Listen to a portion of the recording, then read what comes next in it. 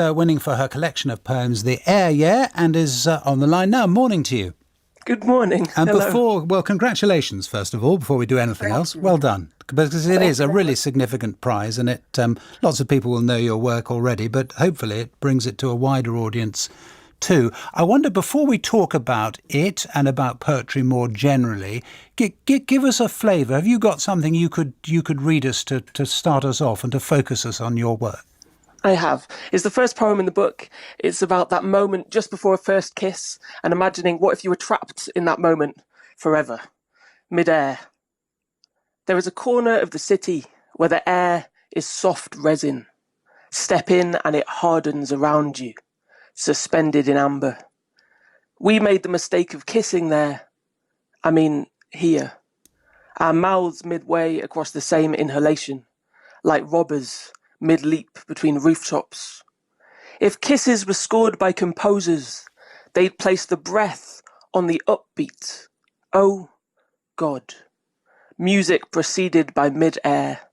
When the baton lifts, the orchestra tightens, and before the 1, 2, 3. And the sunlight is meticulous, and the river holds its tongue, and your silver earring steals like an aerialist's hoop, caught mid-spin, a note almost sung, locked in the amber of the and. We just want to land or be landed on.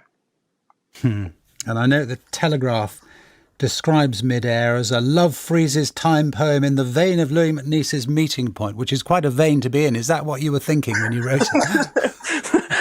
Well, to be honest, I'm not sure I was thinking anything like that when I was writing. I mean, the guiding principle for me when I was writing this book was to get deliberately lost. Mm-hmm. So to kind of fling open the door of a first line, a bit like, there was a corner of the city where the air is soft resin, or Nancy found an entire torpedo in the forest, or, there is... or, there's a hotel called Naphthalene Heights, like somewhere where I definitely couldn't know where the poem was going to go. And then I would knit out of the nothingness, trusting that my imagination would catch me. And as a result, there's a lot of terrible poems that didn't go in the book and that, fell out of the sky. Is that approach to writing, though, that you have, also the approach we should have to reading and listening to poetry?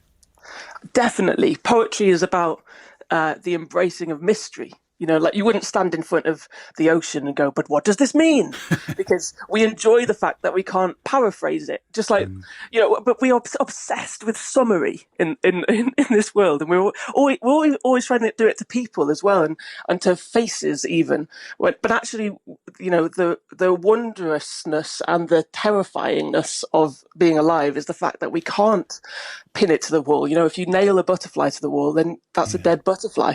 Yeah. So, we should read poetry embracing the mystery of it. And is that why, to some, it is enormously helpful in times like ours, because you can sort of get lost in the mystery and enveloped in the mystery, and it does take you away from all the kind of nuts and bolts of the grimness of what's around us? Exactly. And also, a poem takes us immediately into somebody else's interior world. And as a result, it reminds us of our own interior world, especially during this time when everyone is so disconnected and we kind of exist a lot of the time in this surface anxiety and forget who we are behind our own eyes. And poetry is like a telephone call straight to someone's soul, whatever that is, Is it therapy?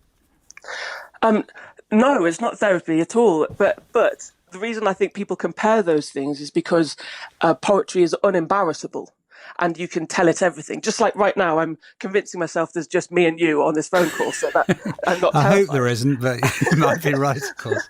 It's the same when you're writing a poem. You tell yourself it's just you and the person inside the page, and that gives you the freedom to tell the truth. Maybe the truth that you couldn't even tell your nearest and dearest, and so. But also poetry, the therapeuticness of it is the fact that you can take something that would destroy you and you can create something from it. So there's a magical alchemy to that, to building from what has taken from you. Are you a better poet for lockdown, do you think? Not at all. I've hardly written a poem since March. It's been really difficult. Why not?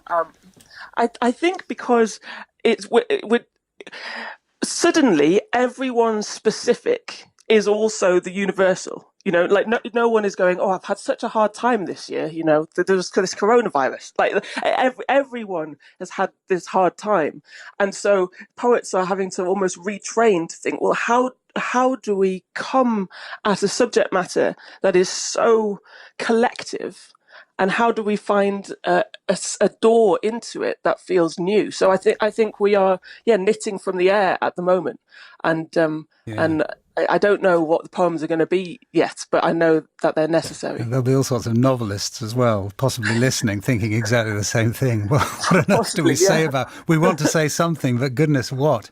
Exactly. Caroline Bird, poet and more than